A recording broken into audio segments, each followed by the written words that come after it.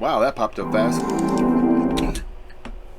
Okay, so this is a request. This was Caesar in the Gallic Wars. Battle of 56 BC documentary by Kings and Generals. I'm not going to waste a lot of time. I'm just going to, I almost hit the exit button. I'm going to go ahead and start this up and video. Ow. The Gauls were one of Rome's oldest and most bitter enemies. They had sacked Rome and throughout the centuries fought alongside the Republic's most dangerous adversaries, including Pyrrhus and Hannibal. By the end of the 2nd century BC, southern Gaul was largely subdued. However, there was still tension in northern Gaul, particularly along the Rhine. These tensions would ultimately climax in the Gallic Wars, the conflict that would shape the future of Western Europe for centuries to come, giving rise to the Holy Roman Empire and modern-day France. The conflict that would forever etch the name Gaius Julius Caesar in the annals of history. But before we start our video, we would like to thank our sponsor, Wix. Wix is everything you need to create a beautiful personalized site, as it offers Thanks, Wix. Rome had been rocked by... For a split second, I read that, I saw that outline, and that, and this, and I thought, Florida. Sorry. Almost half a century of civil wars, and the Republic was in decline. Both Marius and Sulla had marched on Rome, highlighting the ineffectiveness of the system for maintaining a large empire, and the fact that the legionaries were more loyal to their generals than to the state. Following this chaotic period, 3 men had established an unofficial alliance to effectively control the Republic. This was the first triumvirate, consisting of the famous general Pompey the Great, the richest man in Rome, Crassus, and Julius Caesar.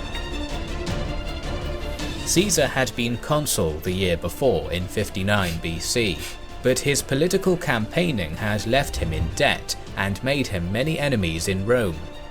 He needed to make money fast and gain enough military success to keep his political adversaries at bay. When the time came for distributing provinces for Caesar to govern as proconsul, he was able to use his political allies to secure Cisalpine Gaul, Illyricum, and Transalpine Gaul for an unprecedented 5 years. This put Caesar in control of 4 veteran legions, the 7th, 8th, 9th, and 10th, all of whom had fought with Caesar before in Hispania and were loyal to him.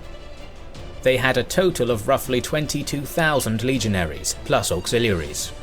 Caesar now had the men he needed. All he needed was an excuse for war. Fortunately for Caesar, a Celtic tribe, the Helvetii, was planning a migration into Gaul in 58 BC. Their leader, Orectorix, had formed a confederation with a number of neighbouring tribes, the Tulingi, Latubrigi, Rauraki, and Boii, and now they numbered 368,000 men, women, and children. Wow. Orectorix had even convinced them all to burn their homes in order to leave no option of failure. However, soon he was accused of being a tyrant and was forced to commit suicide. Wow. Command passed to Divico. Divico was determined to stick to the plan and began amassing supplies in order to start pouring into Gaul.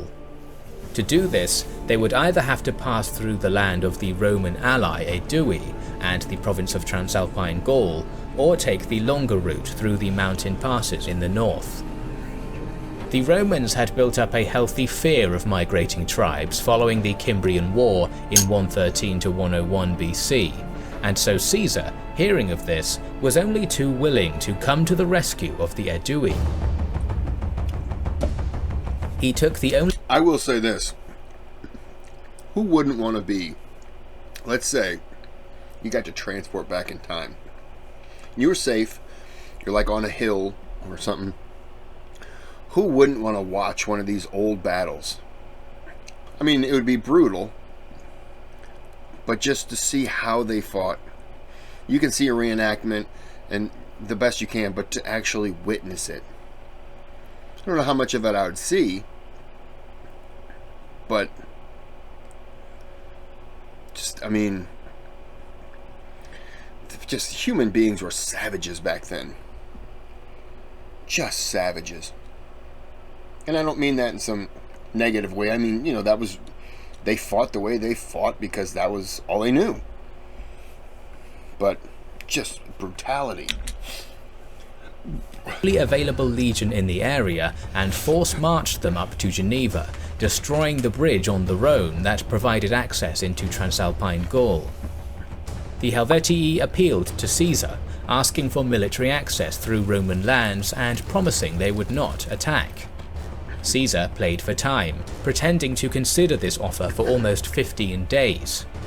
Using this time, his legion was able to construct a fortified embankment almost 5 meters high, stretching 20 miles along the riverbank. With the legion manning the embankment and now in a stronger position, Caesar denied the Helvetii access and refused to allow them to cross. Some of the Helvetii ignored this and attempted to cross nonetheless in small boats, but were prevented from doing so by the legionaries throwing javelins and shooting arrows into them. With the southern route thus blocked, the Helvetii decided to take the longer northern route through the mountains into Gaul. Leaving his top lieutenant, Labienus, in command, Caesar returned to Italy to levy a further 2 legions and to pull the other 3 veteran legions out of their winter quarters in Aquileia, bringing his total to approximately 33,000 legionaries plus auxiliaries. Despite Labienus being in a strong position to easily block the mountain pass, the Helvetii managed to push into Gallic territories and began ravaging the land. The Gauls pleaded with Caesar to intervene and chase the Helvetii out, and Caesar, yet again, was only too willing to help, marching his legions into the Gallic territories. The decision of Labienus to not hold the Helvetii in the mountains was likely an order received from Caesar.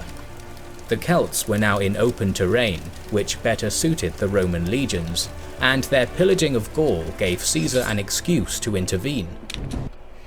Around this time was Caesar, what am I trying to say? What am I trying to say, Kris? Was Caesar like the best general in the world? Is that what I'm trying to say? That doesn't sound like what I'm trying to say. Militarily, for this time period, and I don't know, we probably don't know, of course we know a lot, but do we know enough to know if they didn't rank him, Kris? Of course you know that. Would he be considered a great leader for this time? If you understand what I think I'm trying to ask, then answer that question. Otherwise, just, say I'm stupid, and I would understand.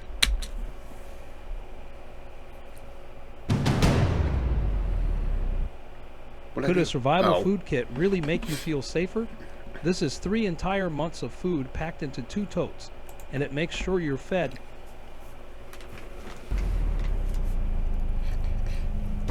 Word reached Caesar that the Helvetii were currently attempting a crossing at the Ara River. They had been crossing in 4 large groups, using many rafts and boats, but due to the size of the horde and their lack of organization, the crossing had already taken them days, and one group was still yet to cross. Caesar took his legions and swiftly marched to the river. Quickly forming his legions into battle formation, Caesar fell upon the Celts waiting to cross. Caught unaware, unprepared, and encumbered by their baggage, the Helvetii did not even have enough time to form a proper battle line. The fighting was over quickly, with the whole stranded group being killed or fleeing into the nearby woods, whilst the other 3 groups could do nothing but watch helplessly from the other side of the river. The main Helvetii force began to move on, and, not wanting to lose the initiative, Caesar quickly built a bridge across the river and moved all of his 6 legions across. The crossing that had taken the Celts 20 days had taken the Romans just 1. Wow. But it was 300-some thousand to 30,000. Did I get that wrong, numbers-wise? It was a lot compared to not as many. Caesar began tailing the Helvetii, waiting for the right time to strike. There were a few minor cavalry skirmishes, but nothing decisive. Caesar did once manage to find a battlefield that was advantageous, and even had Labienus in position behind the enemy. However, due to poor communication from his scouts, Caesar was forced to pull back from the battlefield. This caused a delay in Caesar's plan, and he was beginning to run low on rations. He decided to head for the nearby town of Bibracte to resupply his army before continuing the pursuit.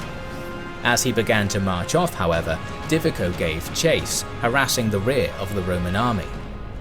Caesar sent his cavalry and light infantry to fight a delaying action in order to buy time to deploy his main force on a nearby hill. The 4 veteran legions formed 3 lines at the front, with the 2 newly levied legions along with the auxiliaries positioned further up the hill. These men were not tested in battle, and so were not expected to do any of the fighting. Instead, they were to guard the baggage and were spread thin across the hill to seemingly increase the size of Caesar's army. The Helvetii, numbering somewhere between 60 to 90,000 warriors, had successfully fought off the Roman cavalry and light infantry, forcing them to retreat. Now they had formed their infantry into a tightly packed shield wall and advanced on the Romans. The front 2 lines of legionaries opened the battle with a volley of javelins. These hampered the Helvetii by becoming stuck in their shields, forcing them to drop them and break into a looser formation.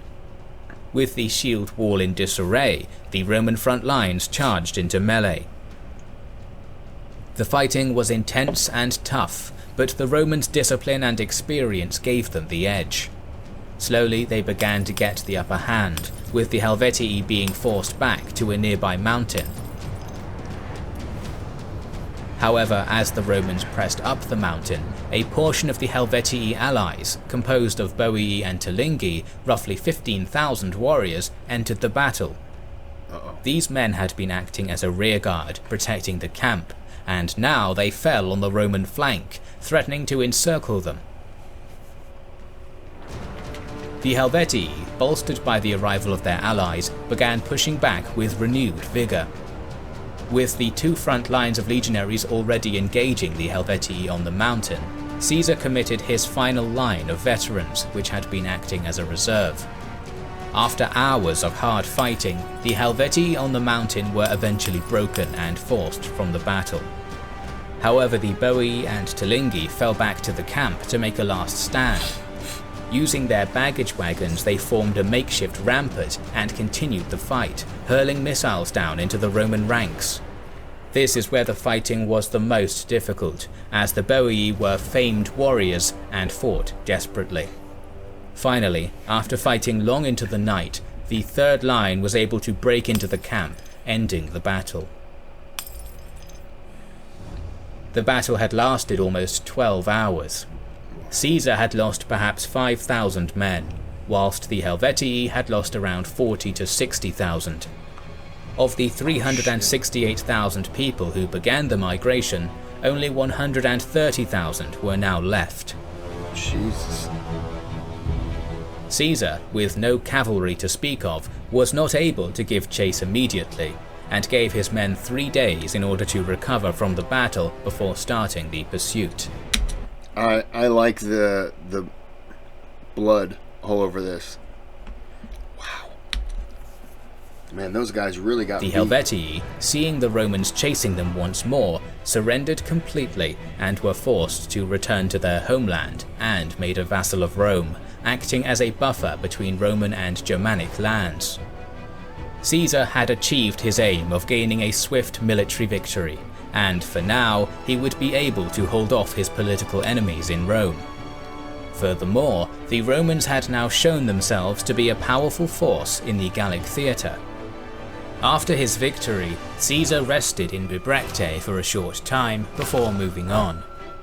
Rumour had already reached him of a Germanic tribe that had crossed the Rhine and was terrorising Gaul. The Gallic Wars were just starting, and in our future videos we will talk more about them, so make sure you are subscribed to our channel and have pressed the bell button.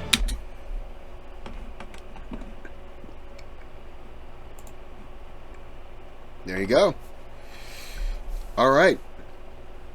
I was wanting to do a Caesar video. I think this is a good start, so I kind of see what I'm dealing with. It was interesting. I already forgot the names of the other people. I want to say the Havati. Anyways, yeah, you can have a lot of, that just shows you. You can have all the numbers you want, but it's experience you need.